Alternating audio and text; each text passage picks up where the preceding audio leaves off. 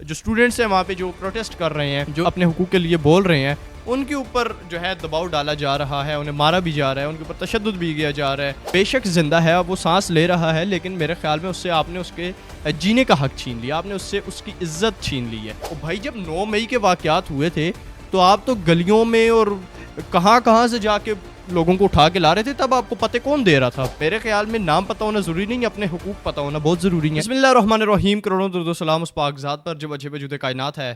تمام ناظرین و سامعین کو سردار نجی اللہ کا سلام. ناظرین, حضور نبی کریم صلی اللہ علیہ وسلم کی حدیث کا مفہوم ہے کہ عورتوں کے معاملے میں اللہ سے ڈرو.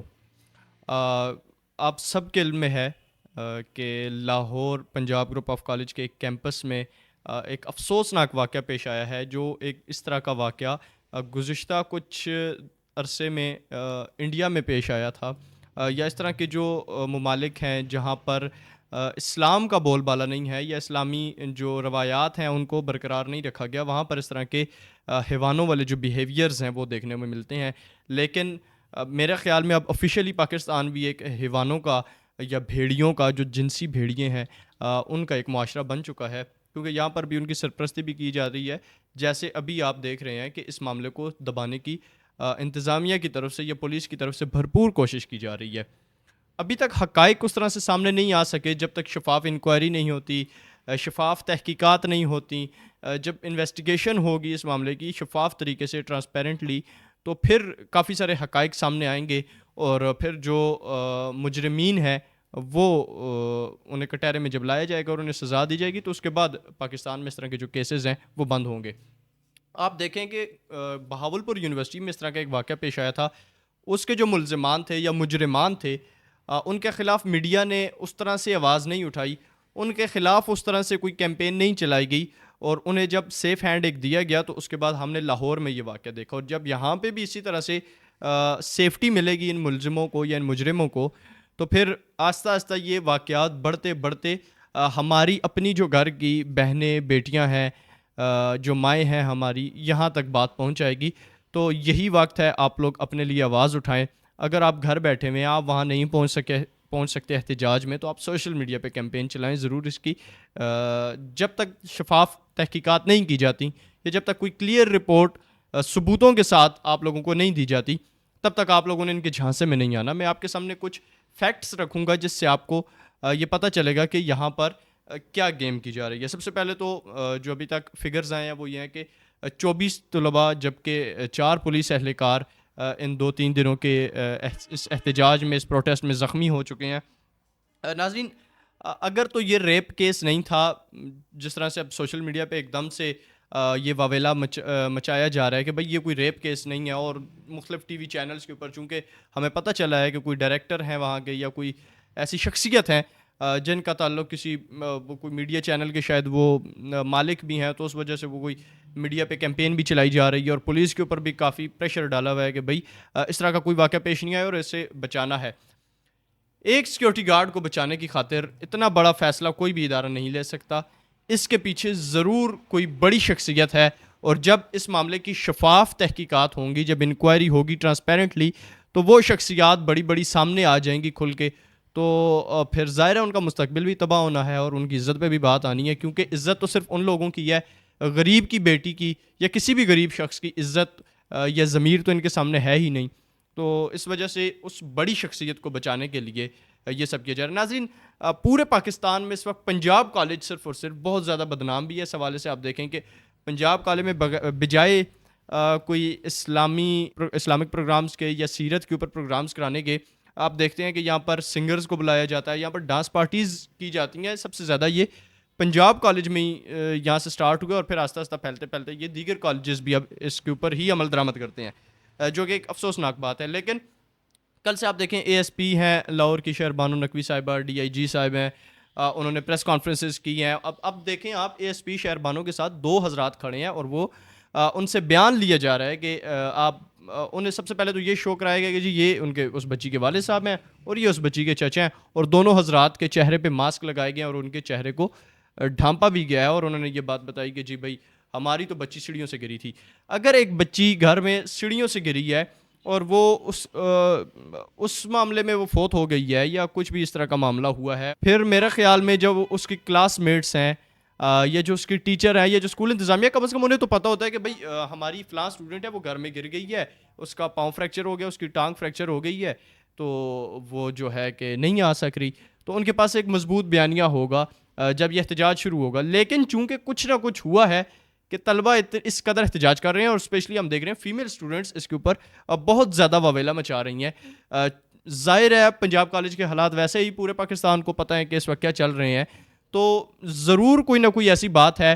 طلبات جو ہیں انہیں بلیک میل کیا جاتا ہے یا ان کے ساتھ اس طرح کے واقعات وقتاً فوقتاً پیش آتے ہیں، لیکن وہ اپنی عزت کی خاطر، اپنے ماں باپ کی عزت کی خاطر یا اپنے مستقبل کی خاطر شاید خاموش رہتی ہیں. اس طرح کے واقعات آپ نے دیکھے ہمارے پاس دیگر یونیورسٹیز میں بھی پیش، تقریباً ہر یونیورسٹی میں اس طرح کے واقعات ہمارے پاس پیش آتے ہیں. جب ہماری جو بچیاں ہیں وہ انہوں نے جی پی اے لینا ہوتا ہے تو پھر میرے خیال میں اس طرح کے واقعات رپورٹ ہوتے ہیں. لیکن اس میں ہمارے میڈیا کی آپ کوتاہی کیا لیں. سب سے پہلے تو ہمارے پاس جو ہمارے ڈائریکٹرز ہیں، جو ہمارے کالم نگارز ہیں، جو ڈرامہ سیریلز جو بناتے ہیں، انہوں نے سب سے پہلے ہماری بچیوں کا، ہماری نوجوان نسل کا دماغ خراب کر کے رکھ دیا ہے.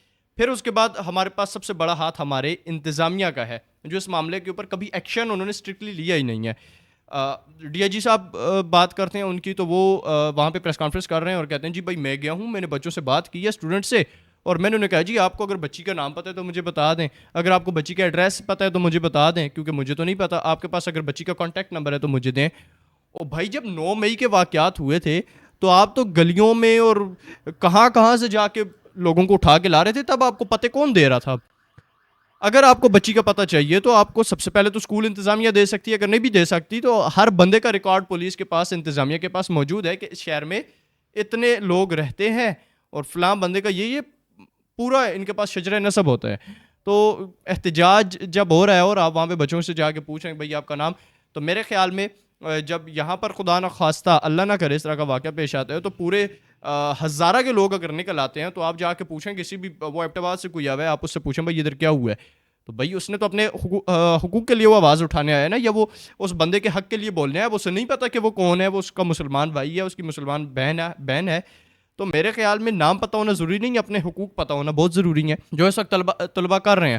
اور پھر اگر اتنا ہی بڑا مسئلہ نہیں ہے، وہ ایک چھوٹا سا انسیڈنٹ ہے، تو پھر پولیس بچوں کے اوپر اتنا زیادہ پریشر کیوں ڈال رہی ہے، یا پھر انہیں بلیک میل کیوں کیا جا رہا ہے. ایک ڈی ایس پی کی آپ ذرا بات سنیں کہ ڈی ایس پی جب وہاں پہ سچویشن کو کنٹرول کرنے کے لیے بھیجا جاتا ہے تو آپ اس کا ایک مائنڈ سیٹ بنا ہوا دیکھیں کہ جب بچیاں اسے کہتی ہیں کہ یہاں پر انکل اگر آپ کی بیٹی ہوتی تو پھر، تو آگے سے وہ کہتے ہیں میری بیٹی اتنی سستی نہیں ہے. واقعی میں آپ لوگوں کی بیٹیاں اتنی سستی نہیں ہیں. بیٹیاں صرف اور صرف غریب کی سستی ہیں، آپ لوگوں کی بیٹیاں سستی نہیں ہیں. بیٹیاں صرف قوم کی بیٹی مریم نواز ہے، بیٹی صرف آصفہ زرداری صاحبہ ہیں. یہ غریب کی بچیاں، میری مائیں، میری بہنیں، میری بیٹیاں، یہ لوگ جو ہے کہ پاکستان کی بیٹیاں نہیں ہیں، یہ مسلمان نہیں ہیں، ان کی عزت کوئی نہیں ہے، اور یہ واقعی میں بہت سستی ہیں کہ جب جس کا جی آئے گا وہ انہیں گھسیٹ لے گا. کراچی میں دیکھیں وہ عورت کو گھسیٹ رہے ہیں، ایک عورت کو گھسیٹ رہے ہیں وہاں پہ.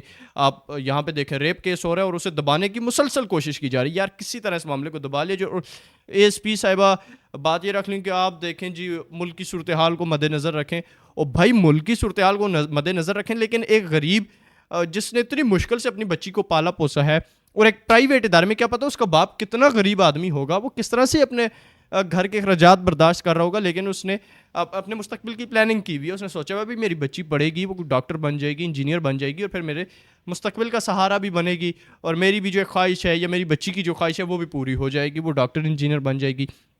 تو جب ایک جوان بیٹی اس طرح سے موت کے گھاٹ اتر جاتی ہے تو پھر تو وہ شخص بے شک زندہ ہے، وہ سانس لے رہا ہے، لیکن میرے خیال میں اس سے آپ نے اس کے جینے کا حق چھین لیا، آپ نے اس سے اس کی عزت چھین لی ہے.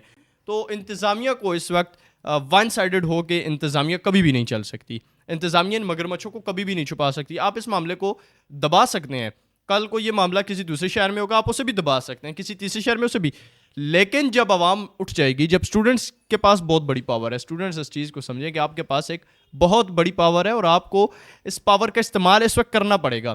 اگر آپ ابھی اپنے حقوق کے لیے نہیں بولیں گے تو آپ ساری زندگی روتے رہیں گے.